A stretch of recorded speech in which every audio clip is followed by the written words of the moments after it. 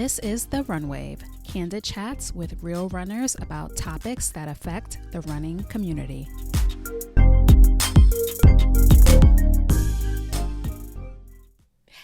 Hey everybody, welcome back to another episode of the Run Wave podcast. I am your host, Kim. If this is your first time tuning in, welcome to the show. If you are a return listener, welcome back to the Run Wave. I've been going for a minute, but I'm back with the jump off. If you are sitting under a rock, which I hope you are not if you're in the running community, this weekend, this Sunday, is the New York City Marathon. Yay! Which happens to be, of course, my favorite marathon. I am a born and bred New Yorker. I am from the Bronx. And, not only because I'm from here, just New York City is the best marathon. I mean, we have the best atmosphere. You're going to have people cheering for you from like mile 3 to mile 26.2. It is literally a party on the pavement. So, I love this time of year. I get excited when it comes around. I'm actually going to be doing a race the day before the New York City Marathon, so I won't even be in New York City the Friday and the Saturday, which I'm a little sad about, but I've experienced it before. I know how it is. I will be here Sunday for the race and the after festivities, so, it's still going to be an incredible weekend for me, for all of my friends that are running, for everyone else that is running the New York City Marathon. This is the show for you because I am giving you my tips on how to basically have a successful New York City Marathon, what you can expect, what you should do, what you shouldn't do. And, I kind of consider myself a New York City Marathon vet. I think I said this in last year's guide. Excuse me. If you hear me cough, I'm getting over a cold. So you might hear a cough here and there. Excuse me. It's not COVID. But yeah, I've done New York City Marathon 4 times. I have, 2015, 2016.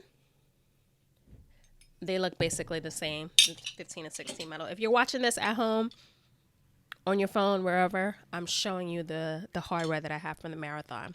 2018, the medal was actually really, really cool. And then I did 2019 where we got the Big Apple medal. I think this was like one of the most unique New York City marathons because it was in the shape of an apple. So I'm so happy that I got to do it that year. But yeah, 4 New York City marathons on my belt. So I can tell you a little bit about the experience. And, just from a real runner's perspective, and things have changed from last year. So that's why I wanted to make a new guide, because last year was like the first New York City, in COVID. So there were like a lot of precautions last year that are not being implemented this year. So we're going to get into all of that. Let's get started. So, like I said, things are very different from last year. If you're coming in to New York City from out of town, if you're flying into JFK or LaGuardia Airport, especially JFK, if you're flying into JFK, don't waste your money taking an Uber, a Lyft, whatever, because the prices are exorbitant. I came back to New York from Atlanta 2 weeks ago, and I paid $90 to get home. Granted, I don't live in the 5 boroughs, but I live about 40 minutes from LaGuardia, and they got me for $90, y'all. So if you're flying into JFK, you can take the air train it's connected to the terminal. So you get on the air train, you take that to Jamaica Station, and you can either get on the regular subway, we call it the train, or you can take the Long Island Railroad into Penn Station and further take trains from there. But yeah, save your money. You can pay like $5 instead of paying like $100 to get into New York City, Brooklyn, wherever you're staying. So that is my number one tip for this weekend. Use public transportation. Okay, New York City is the biggest city in the world, and we have like one of the best transit systems. It's not the cleanest. It is not the cleanest by far, but it runs 24/7. It will get you where you need to go anywhere in the 5 boroughs. And if you need to connect beyond, you can do that as well. Another tip, if you're taking the subway, if you have an iPhone, I don't know how it works on Android, but if you go into general, go into settings, go into your wallet and scroll down to express transit settings, you can set up a credit card in that section, one that you already have in your wallet. And when you get to the turnstiles at the train or on the bus, you can just tap your phone and go right in. You don't even have to unlock your phone, anything, as long as you have the express transit settings set up. You can also just go to your card in your Apple or Android wallet and tap into the subway or bus system in New York City. You don't have to buy a Metro card any longer. You do not have to buy a Metro card. They charge you $1 for the Metro cards, and you have to fill the Metro card. So save yourself some time, save yourself some money, save the environment, the plastic, and just use your phone to tap in and out of the transit system. And you can go from bus to train to bus, and use transfers in between. You're not paying twice, so you can do transfers. So yeah, that's really good. And that's new within the last couple of years, that you can tap in and out of like every subway system in New York City. So that's great. Okay, so on to the expo. The expo every year is at the Jacob Javits Convention Center. You can Google where it is. It's not in the middle of nowhere, but like nothing. There's like 1 or 2 trains that go there, or you can get off on 8th Avenue and walk all the way up to 12th to get to the Javits Center. So, use the maps on your phone. They will literally save you so much time and energy, and they will tell you how to get everywhere in New York. So getting to the Javits Center is fairly easy. You just have to plan out your route, follow your phone. Your phone is smart. It's a smartphone. It'll get you where you need to go. The expo is open for 3 days: Thursday, which is past already, Friday, which is today when you're listening to this, Saturday, and that's it. So Thursday, the hours were 10 to 8. You did have to choose a time slot to pick up your race materials. They did this last year as well. They don't adhere to this really, so I'm sure you can go at whatever time you want to pick up your bib. They probably just do that to like control the flow of traffic. That started last year during COVID, and I guess they just kept it going this year. So yeah, you chose a time slot to pick up your race materials, and there were X amount of time slots. There were a bunch of them, and go. If you can't get there for your time slot, like, don't make a big deal out of it. They're not going to, cut you off when you get to the expo and say you can't come in. The expo is open to the public, so anyone can go into the expo at any time they want. The volunteers, the people that volunteer, they're you and me. They're runners, so they're not going to turn you away to get your bib. So if you can't make your pickup time, don't fret. Just go when you can.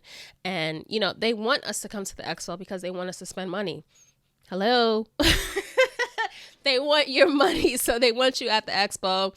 They want you down there to get your bib whenever you can get it. So go to the expo on either Thursday, Friday, or Saturday to pick up your bib.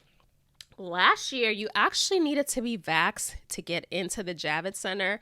That was like anywhere in New York City. Like, you needed to be vaccinated. And the people that were not vaccinated, they had to pick up their bib outside, like in a side alley. Literally, it was a side alley. When I saw it, I said, what? It was like a parking lot with gravel. It was like the next block over from the Javits, and it was outside. So if you weren't vaxxed, that's where you had to go to pick up your bib. That's no more. All of the COVID, mask mandates, vaccination mandates, those are all. COVID is still here. It's alive and well, but the mandates are over in New York City, so you don't have to worry about being vaxxed to run the marathon. You don't have to worry about being vaxxed to enter the Javits Center. You don't need to wear a mask, although a lot of people do still wear masks. I still wear masks most of the time. When I'm in, inside with a large amount of people. So, I was just at the London Marathon. I didn't have on a mask. So it really depends. It's a personal preference, and, better safe than sorry. So if you feel safer wearing your mask, wear your mask. You're going to be running with 50,000 people on Sunday. So at that point, it just really doesn't matter, because you're not going to run the race in your mask, right? So, enjoy yourself for the weekend. Hopefully you were vaccinated in the past. You had COVID, you have the antibody. So, don't worry too much about that. Just have a good time and enjoy yourself. So again, this is new. They did have this last year as well, but there was no race day bag check. Do you hear me? There was no race day bag check. Now, they had this last year for the first time.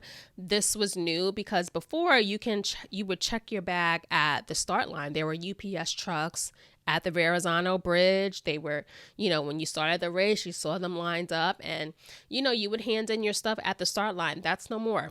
You have to check your bags ahead of time. So same as 2021 and 2022, you had the option to pre-check your race bag at Rumsey Playfield in Central Park. So you have to do that either Friday, November 4th, or Saturday, November 5th from 9 a.m. to 5 p.m. You will pick up your race materials post-race at the finish line. Well, after you cross the finish line, because remember, when you cross that finish line, you have to walk a mile to get out of the park. So you will pick up your things from bag check, a while after you finish. Registration for the pre-bag check closed September 15th. So if you did not register to check your bag, don't be trying to go up there and check your bag. I mean, you can always try. You never know. I'm always one for closed mouths don't get fed. So I would try if I wanted to check a bag and see what they would do. But it does say that you had to pre-register to check your bag, and that time has since passed, unfortunately. So this is also the same as last year. All runners get a poncho. Yay! Now, when I recorded last year's things you should know, I didn't know that all the runners were getting a poncho. Everyone was in the comments saying, Kim, all the runners get a poncho. Everybody likes to make you, when you're wrong, they got to call you out on it. Yes, y'all all called me out on it, but this year I know all runners are getting a poncho. Now, this has been the same doggone poncho since I did this race, since before I did this race. The poncho has not changed. So this is the poncho, y'all. I don't know if it's going to be different this year. I hope it is, but I think that they bought like 1 million of these ponchos, and we're going to have this same poncho until they get rid of them. So the poncho is blue. It says NYRR, New York Road Runners on the front. On the back, it says New York City Marathon. The logo's on there. It says Tata Consultancy Services. I suppose when they get a new sponsor, they're going to have to change these ponchos. But for now, it's still TCS New York City Marathon. And y'all going to get these same blue ponchos. I need to stop laughing at this. It cracks me up every year. But yeah, I love this poncho. It has a hood. It's fleece lined. It velcros. The inside is all fleece lined. So you really do not need to check a bag at the finish line unless like you're a major sweater and you're going to be wet, or I don't know. I just don't think you need to check a bag in New York City Marathon, because you get this awesome poncho at the finish line, and this thing keeps you so freaking warm. I love this poncho. It's probably one of the best race perks that you can get. And yeah, these ponchos are great. And all of you will get one of these ponchos. I love it. And, when you go to get your poncho, the volunteers are there. They put it on you. They put the hood on you. They close it up. And, you just feel amazing once you have walked your mile outside of Central Park. Let me tell y'all. When you finish this race, you have to walk 1 mile essentially just to get out of Central Park. And you know what? If you're not in the first or second wave, and if you're not super fast, when you're finishing, chances are it's going to be dark, or the sun is just going to be setting. So the sun is gone, it gets cooler, and you're walking out of Central Park, and you don't get that poncho until you get out of the park. And then you have to walk back uptown if you're going back to Columbus Circle to get on the train, or if you're cutting, I don't know, whichever way. It's a lot of walking. So be prepared for the walk. You think you're over and you can just go back to your hotel or go home and do what you have to do, but it's going to be a minute before you get to that. So keep that in mind. The Saturday before the race, there are 1,000,001 shakeout runs going on. I mean, New York City, the run crew scene has multiplied exponentially. So there is a shakeout run in every run crew. Some crews have combined their shakeout run, or they're running with, the companies that sponsor them. So it'll be multiple crews at a run. But I am just going to give a shout out to a few of the shakeout runs. You can go on Instagram. You can hashtag shakeout, hashtag New York City Marathon Shakeout, hashtag Marathon Shakeout, and just look at the most recent posts. And everyone's posting about their shakeout runs. So just go in there and, get your shake. When I was in London, now, did the London Marathon, I'm going to do a recap. I was trying to wait until, everything was over to not steal anyone's shine. But when I was in London, the group I went with, we hosted a shakeout run. And the people that joined us from London, they were like, what is a shakeout run? Like, I think it's an American thing, because they said we don't run the day before a marathon. We rest. They rest. So it's like some crazy American thing to run before you race. And when I started doing marathons years and years ago, there were no shakeout runs. So I don't know if this is something new. Let me know, y'all. Is this something new that someone decided to conjure up, I don't know, a few years ago, just to get together with their people before a race? Like, when did the shakeout run originate? Let me know. So yeah, let me give you a few shakeouts that are happening. I run with Adidas Runners. They are having a shakeout run Saturday, 7:15 a.m. It starts at the Adidas flagship store on 5th Avenue. If you had the Runtastic app, I think it's just called Adidas Running now. So just search for the Adidas Running app, and you have to find the New York City running community, and all of the marathon events that they're hosting for the weekend are listed there. So that's one. On Friday, actually, not Saturday, so this is the day before the shakeout. Meb is hosting a shakeout with our friend Tommy Runs, who is on the show. That's going to be in Montclair, New Jersey at Fleet Feet. So if you want to shake out the Friday before the marathon, that's Friday morning at 9 a.m. That's a go. You can meet Meb. You could get the thumbs up picture, because every picture that Meb takes, he has a thumbs up. I have a couple of them. But he's so nice. So if you want to meet an American marathoner, the Boston Marathon winner, check this race out on Friday at Fleet Feet. Meb will be there. Who else? Nike is having a shakeout run, and a lot of run crews that are sponsored by Nike will be there. So that is Saturday at 11 a.m. And I like 11 a.m. I like it. You don't have to get up super early in the morning. 11 a.m. is a good time for a shakeout run. So that's at 548 West 22nd Street. You can RSVP probably in the Nike app, the Nike running app. I didn't look it up, but that's usually how you register for their runs. So look in the running app and the Nike running app and see if you find that run. And yeah, there are going to be a lot of people there. It's Nike. It's going to be big. So go check it out if you want to, shake out with the Nike crew. And, I heard the GOAT is in town.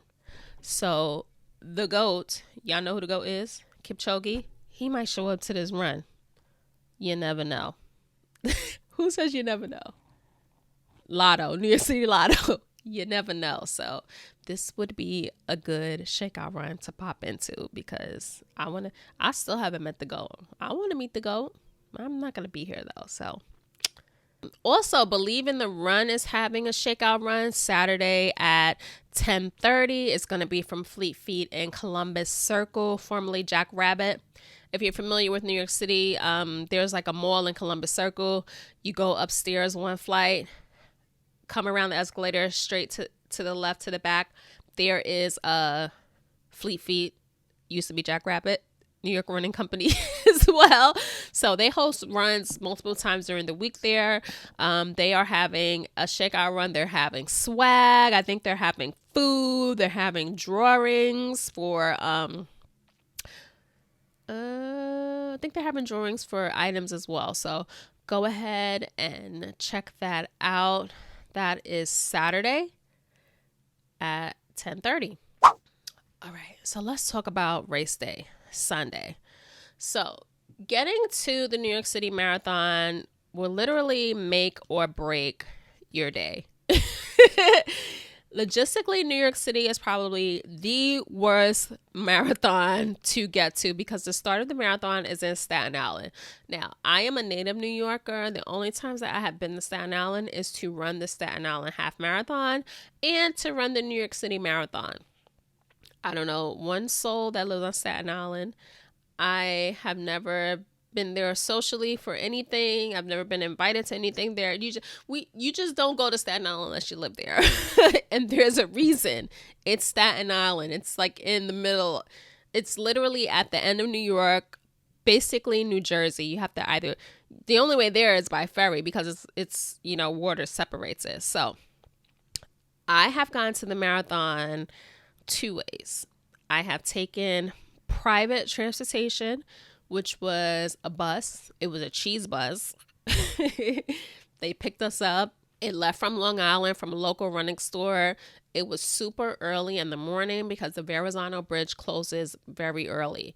So you have to get over the bridge while it's still open, and your transportation has to get off of the bridge before they shut it down, both ways. So I took private transportation to Staten Island, and then we sat in McDonald's for like 4 hours. And this was back when it was cold. Like, it's unseasonably warm now, global warming, all that good stuff. But in 2015, it was cold. It was brick. So we were happy to be able to sit in that McDonald's for that time and stay warm. But, I wouldn't recommend that because there are not many places that you can, be warm in Staten Island. But again, it is unseasonably warm in New York. It's going to be, I think, 70 degrees on race day. Let me check. Okay, right now, Sunday, the low says 62, the high says 73. So it's going to be, I love those. If I was running, I would love it. I know a lot of people think that that's too warm for running. But remember, this is New York City. It's fall. This is not the South. This is not the West Coast. There is a bite to the air in the morning. So don't go outside thinking that, you're going to walk to the start line in your tank top and shorts. Put your layers on. Put a long sleeve shirt, a sweater, put some pants or some sweats on so you retain your body heat, while you're traveling, because it's going to be a long day depending on how you get to the start. My recommendation is always to take the ferry because the ferry is public transportation. You can get to the ferry terminal whenever you want. I know you signed up for a ferry slot time, but you don't have to adhere to that time. The ferry is public transportation. There's going to be people going to work. You're going to see them in the ferry terminal. There's going to be people, going home from the club. There's going to be regularly dressed people on that ferry with you.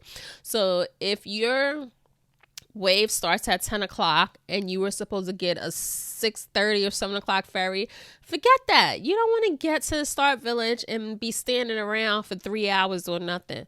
There's nowhere to sit. There is nowhere to sit. Okay, listen to me. You will have to stand up, or you're going to have to sit on the dirty floor. You're going to have to bring like a cardboard or something to sit on. There's nowhere to sit in that village. So take the ferry. You can stay in the ferry terminal on the New York City side, or you can take the ferry across and then stay in the terminal on the Staten Island side. You can't go wrong with either option because it's warm. There are bathrooms, there are food options there, there are seats.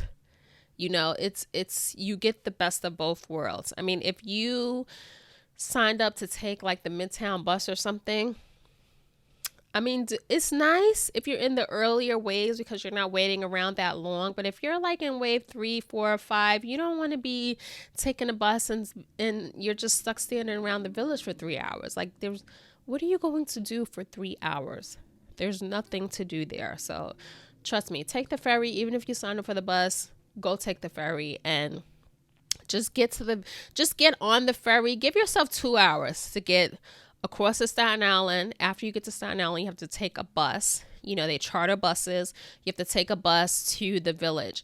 It's not far, but I don't know what kind of route they take. It takes like another 30 minutes to get from the ferry terminal to the village. So give yourself like 2 hours before your wave starts to commute from New York City, from the bottom of New York City over to Staten Island, from the Staten Island ferry terminal onto the bus and to the Star Village. You need at least minimum of 2 hours just to be on the safe side.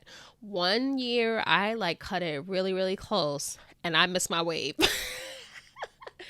I missed my wave because, I don't like waiting around. I like getting there and just running, but I cut it like I saw my wave go. Like I just missed it. So I went in the wave after, which, it sucked because the later you start, the nighttime is going to catch up to you. And, I usually finish like right before it gets dark.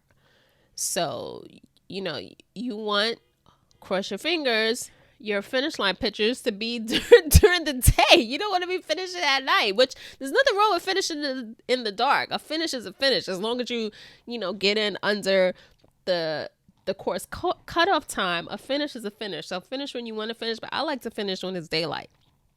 I want my finish line pictures to be during the daylight, not in the dark. So don't be like me that year. Get to your corral on time and start when you're supposed to start. But if you can't, that's no problem. Start on the next wave. It's a party on the pavement. Have your fun and, make it do what it do.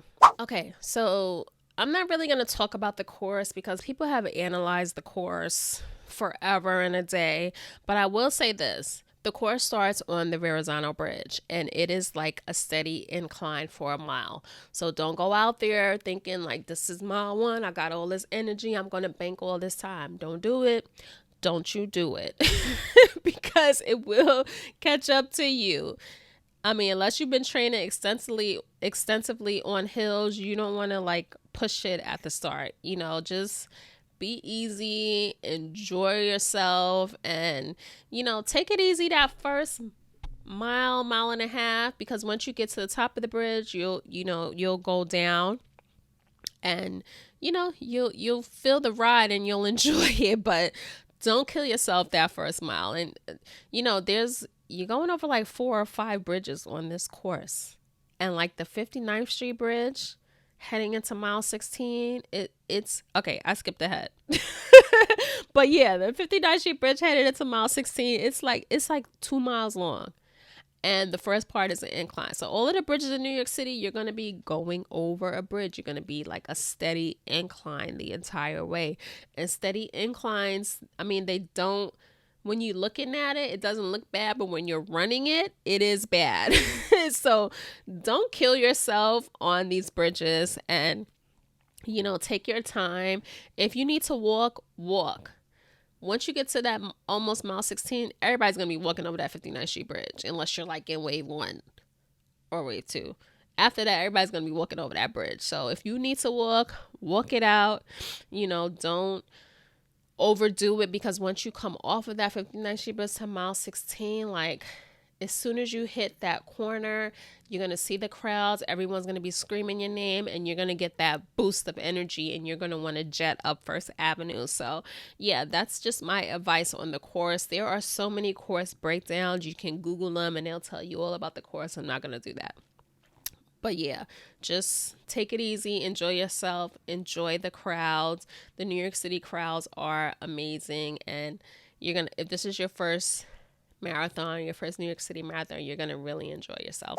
Okay, moving on. After the race, there's going to be a ton of parties, right? It's New York City. It's the city that never sleeps. We are going to party post-marathon. So I'm not going to tell you which parties to go to. Again, Google is your friend. Instagram is your friend. Go on the gram and find a party. You do not want to go home or go to your hotel and lay down. You don't want to do that. Go back, take a shower, change your clothes, and hit the streets. Put your medal on and hit the streets. You want to enjoy your time in New York City post marathon. You want to bask in the glory. And that is like the best recovery that I always go out after the marathon. The only marathon I didn't go out after is Boston because I was hurting. I couldn't go out. So if you can't go out, I know the feeling. That's the first time that I did not go out post marathon. But if you can get out, take your shower, clean up, get right and hit the streets and have fun, because that's like the best recovery is keep moving. So go out, have fun, drink, eat, be merry, dance, and enjoy your New York City Marathon victory, because you've earned it. Now, Monday is like Metal Monday. It's like a whole thing in New York City. I know I never go to work on Monday if I run New York City Marathon, because, that's my recovery. Walking around on Monday makes Tuesday and Wednesday better, and you recover faster from the marathon if you keep moving. So Metal Monday, New York Road Runners has a whole setup in Central Park by Tavern on the Green. They have a tent there. You can buy finisher gear, buy New Balance, and God, the New Balance gear is so bad, y'all. It's bad. New Balance was a sponsor at the London Marathon, and I didn't buy one thing. Just like the stuff was so cheap. I'm sorry. It was cheap. At the finish line, they gave out the finisher shirt. The finisher shirt was just like, it was purple. It was no design to it. It was bad. And I saw the New York City Marathon finisher shirt, and it's bad too. I mean, I don't know what's going on. It's like New Balance is like, we want to write out these contracts and be done with it, because they're just putting no effort into this gear. So, I mean, I know people are going to buy the gear. They probably already bought the gear, but yeah, you can get finisher gear Monday in Central Park. You can also get it at the NYRR hub. They should have some too.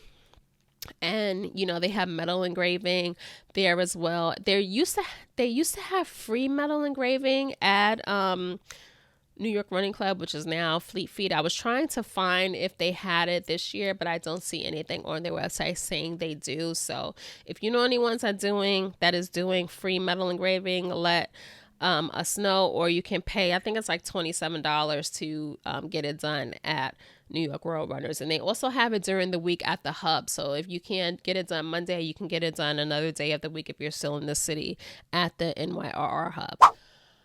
All right, so that is my tips and tricks, my guide to the New York City Marathon. I hope you enjoyed it. If this is your first time running the marathon, please enjoy yourself, have fun doing it. You don't want this time to pass you by and you don't remember what happened. You want to enjoy this experience and just take it all in, because people don't... In New York, we do it over and over because we have 9+1 and we can keep doing it. But a lot of people don't get to do this race over and over. So it is an experience that you will never forget, and just don't let it pass you by. Take it in, remember the moments, remember the people screaming your name, and you will never have another one like it. So thank you for tuning in to this episode of the Runway podcast. I do have more to come. So when you see those notifications pop up on your phone that it's a new episode, it's real. I'm back. Hey, so I will catch y'all in the next one. Later. Thank you so much for tuning in to this episode of The Runwave. If you are a runner that has a story to tell, feel free to email hello@therunwave.com or shoot me a DM on Instagram at The Runwave. Don't forget to follow The Runwave on Instagram, Twitter, and Facebook. We are The Runwave on all platforms. Subscribe to our email list. It is listed down below in the notes of this show. And subscribe to The Runwave on YouTube. The visual episode of this show will be posted there.